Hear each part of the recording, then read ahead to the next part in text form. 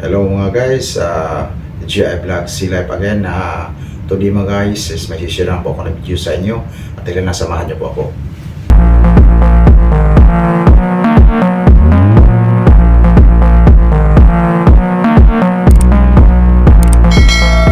And ito mga guys, to this videos mga guys, no, we're making stencil markings dito sa area na ito mga guys, no.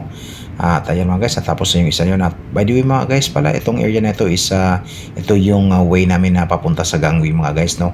So to avoid confusion mga guys sa mga visitors, stevedores na akyat nilagyan natin ng markings mga guys, no, para hindi sila maligaw mga guys, no.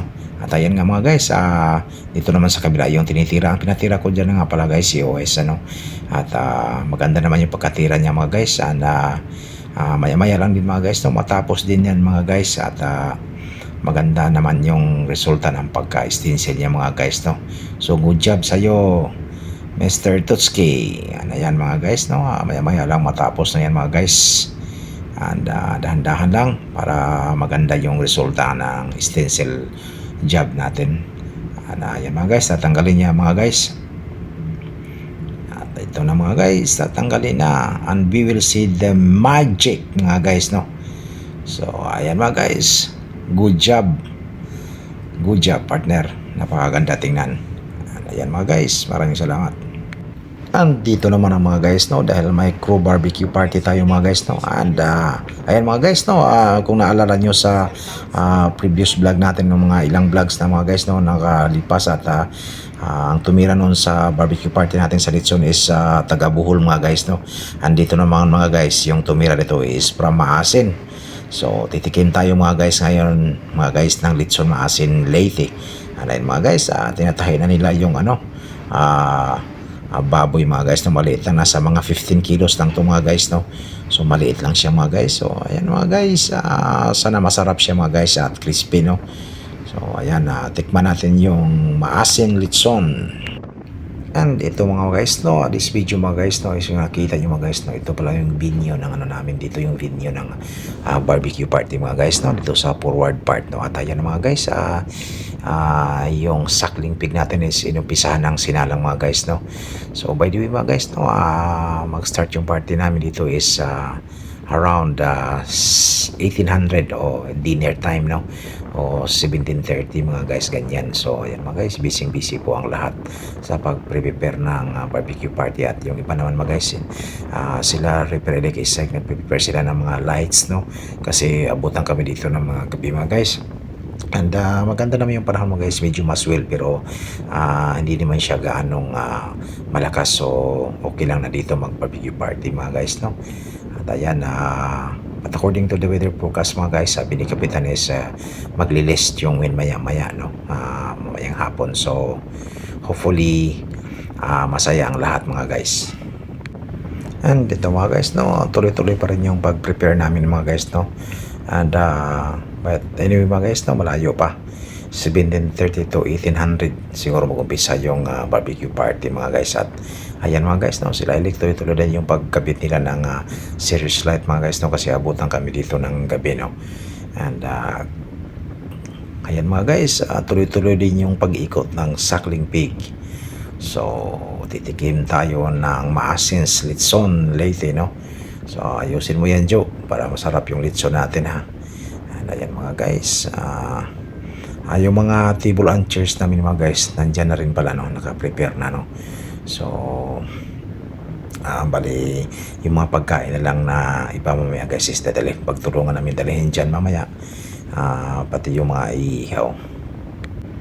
And ayan na mga guys, yung table and chairs namin nakasit up na rin mga guys, no. So ayan mga guys,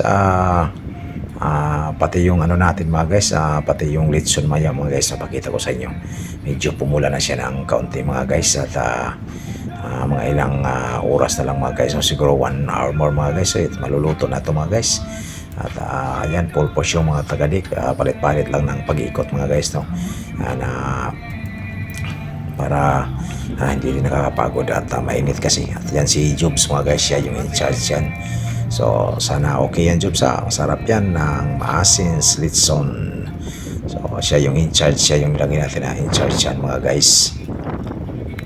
Andito mga guys, dumating yung pinakahihintay namin mga guys, no, dahil gutom na kami mga guys. At ito na nga, dahil 1800 na mga guys, nag-umpisa na kami kumain mga guys, no. At ayan, kanya-kanyang pwesto lang mga guys, no. Yung iba ayaw umupo dyan sa upuan mga guys, so dyan lang sila sa tabi-tabi. So ayan mga guys, happy ang lahat mga guys, no. Namili ka lang kung anong gusto mo mga guys. Maraming pagkain dyan na hindi si Chief Cook. And ayan mga guys, enjoy the party. And ito nga mga guys, no, inabutan na kami ng gabi dito sa Forward mga guys, no. At ayun mga guys, dahil tapos na kami kumain mga guys, kwentuhan na lang mga guys, no. At yung iba nagiinom na rin mga guys ng beer or soft drinks mga guys, no. So patunaw muna mga guys, at maya maya tatagay din tayo ng konti dyan mga guys, no. Draft beer pala yung ano dyan mga guys, unlimited yung draft beer namin dyan mga guys. At ayan, masaya ang lahat mga guys, kwentuhan muna.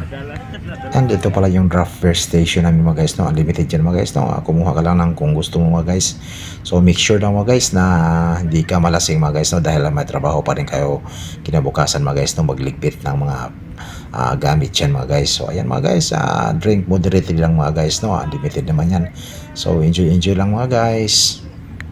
And ayan mga guys, habang lumalalim yung gabi mga guys, no, lumalalim na yung kwentuhan mga guys, no. At ayan mga guys, nag-isa, yan pala yung second engineer, no. So, mahilig siya magipagkwentuhan sa mga Pilipino crew mga guys, no. At ayan, entertain naman ng mga pugi mga guys, no.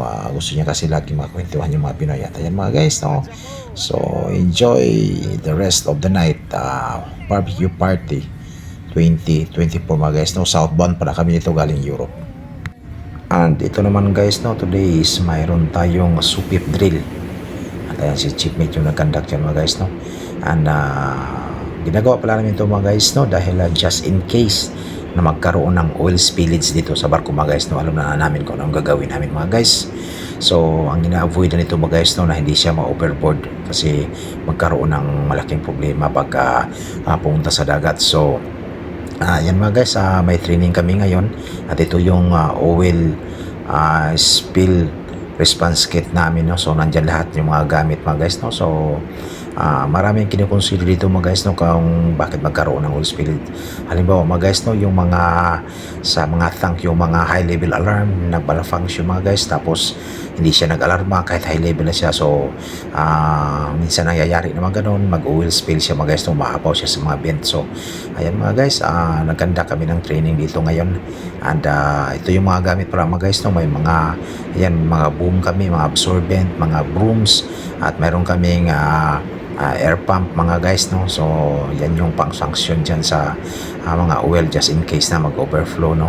So ang iniiwasan lang namin dito mga guys na hindi talaga mapunta sa dagat dahil malaki ho ang multa pag nagpunta na siya sa dagat, no. So at maraming investigasyon. So kaya ito mga guys, ginagawa natin tong training na to para alam natin kung anong gagawin natin just in case na magkaroon ng oil spillage, no.